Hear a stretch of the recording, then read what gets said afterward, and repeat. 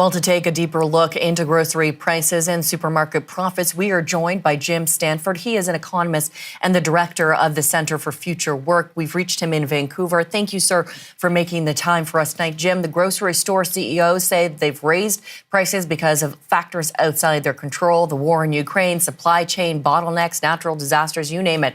What do you make of these justifications? Well, all those things have happened, Natalie, no doubt about it. Yet, despite that, the grocery store profits have more than doubled since before the pandemic. So yes, they are passing on higher costs that they pay for their own supplies and inputs. But more than that, they're also fattening their profit margins. And it's mathematically impossible. If all you're doing is passing on higher costs that you had to pay, your profits shouldn't grow. In fact, they would probably shrink. But their profits have more than doubled. So the CEO's spin doctoring there, I think, was not supported by the evidence. So let's talk about this. Galen Weston, we saw there, said on a $25 bag of groceries, they make about $1. That's what he said. How much do you think grocery store profits have gone up since before the pandemic? That profit margin might seem small. People say, well, gee, it's only 4% of the total bill goes to the supermarket profits. But remember, the supermarkets didn't make that stuff. All they did was took it in, put it on the shelf, and sold it. So it is natural that the margin as a share of total revenue in supermarkets has always been low. And the point is, it's gotten a lot wider since before the pandemic. I've looked at the Statistics Canada data on the whole food retail sector in Canada, and the profit margin has grown by about 3/4 since before the pandemic. So they're trying to make it sound small, but it still translates into billions of dollars of extra profits for the supermarket chains that dominate this industry, and billions of dollars of extra payments by Canadians who are already hard pressed to pay for their groceries. So, Jim, break it down for us. If that's the case, why are Canadians still paying so much money? Well, we are seeing profit taking by the supermarkets, no doubt about it, and the anger that Canadians are directing at the supermarkets is legitimate, but there's profit making all along the supply chain as well. I've looked at the data on food processing and food manufacturing, the companies that sell the stuff to Loblaws and Sobeys and Metro. Their profits are up, not as dramatically as for the supermarkets. Their profits are up by about 47%. The supermarket profits have more than doubled.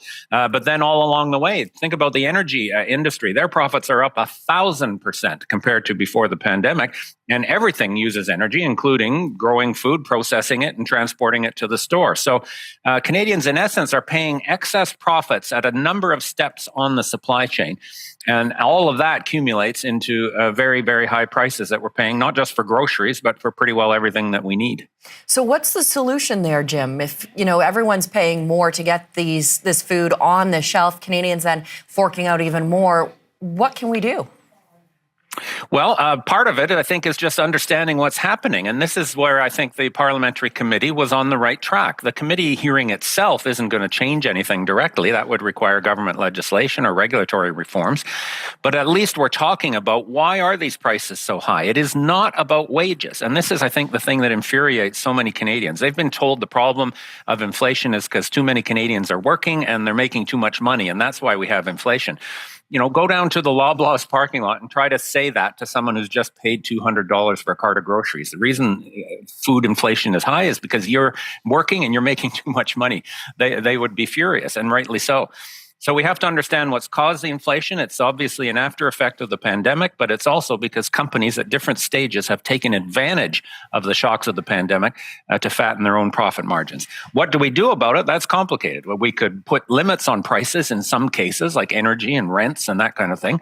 We could tax back some of the excess profits that are being made and then redistribute that to Canadians to help them pay for these costs. At the end of the day, there's also going to be a bit of patience involved. Many of the factors that originally drove this inflation after the pandemic are starting to work themselves out. Supply chains are being repaired. Energy prices are coming down a bit. So for those reasons, inflation, I think, is going to ease in coming months. But I think we should be honest about where the problem actually came from. All right. So relief perhaps in the future. But in the meantime, Jim, really quickly here, what should Canadian customers do? Well, individually, there isn't too much you can do. You can look for bargains, of course. You can try to find, alternatives to the high-priced groceries. And unfortunately, many Canadians are doing without or turning to food banks. And that is the reality. This is the painful reality. Canadians cannot afford these groceries, and the companies have made more money than ever in history. So there's something wrong there. It doesn't single-handedly explain inflation, but it's something that is wrong, and Canadians are right to be angry about it. All right, we'll have to leave it there for today. Thank you so much, Jim, for sharing your insights. Jim Stanford is an economist and the director of the Centre for Future Work. We've reached him in Vancouver.